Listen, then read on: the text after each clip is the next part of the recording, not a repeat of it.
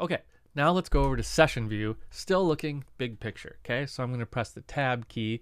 Now, if you don't want to press the tab key, if you have some issue against the tab key, you can switch actually with this little thing over here, which I'll point out while we're here.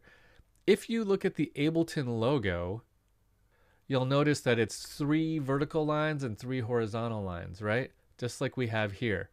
Arrangement view, session view, arrangement view, session view. So the Ableton logo is actually the arrangement view and session view buttons. That's how important this concept is to the program. Okay, so now we're in session view. So no timeline here. But what we have is these little clip launchers. Okay, so we can put little nuggets of sound in there, otherwise known as clips. We can put them all over the place. That's a cool one. And we can launch things as we want to. We can move around freely. We can click on things and get them in the clip view. And we have access to the same kind of mixer here, right? Here's the ins and outs. We saw that over here in session view, but now it's down here. And we have our volume in a bit more of a traditional looking mixer than we just saw a minute ago. However, like I said, we can pull up the mixer in both views now. So if I launch a clip here, we get just this clip, right? And you might think when I switch over, what happened to all this stuff? What happened to all my whole big track that was happening here? It's not here, right? It's gone. But it's not completely gone. The track names are the same. They come over into session view, and the mixer settings come over into session view. So what you need to remember is that session view and arrangement view are 2 different canvases of material. They have separate clips. They have separate audio content and MIDI content. You can build things separately in them. However, importantly, they share a mixer. Okay?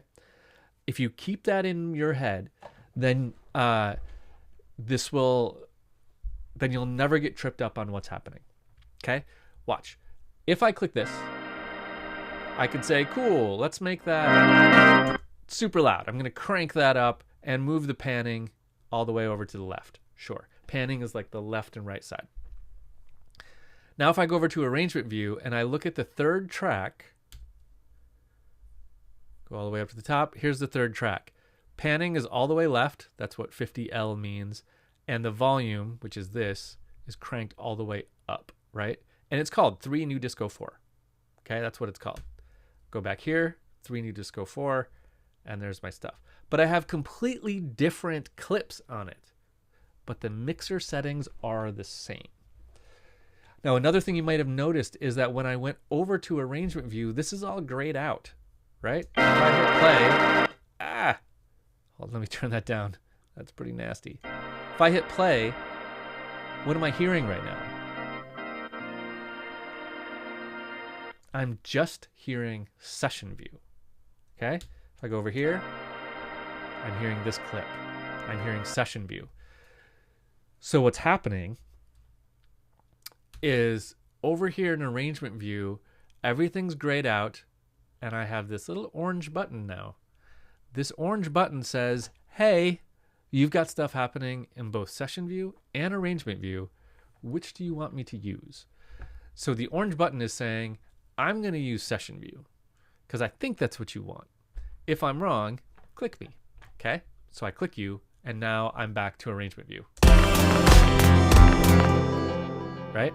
So session view and arrangement view, 2 different content areas, but they share a mixer, and you can only play one or the other at a time.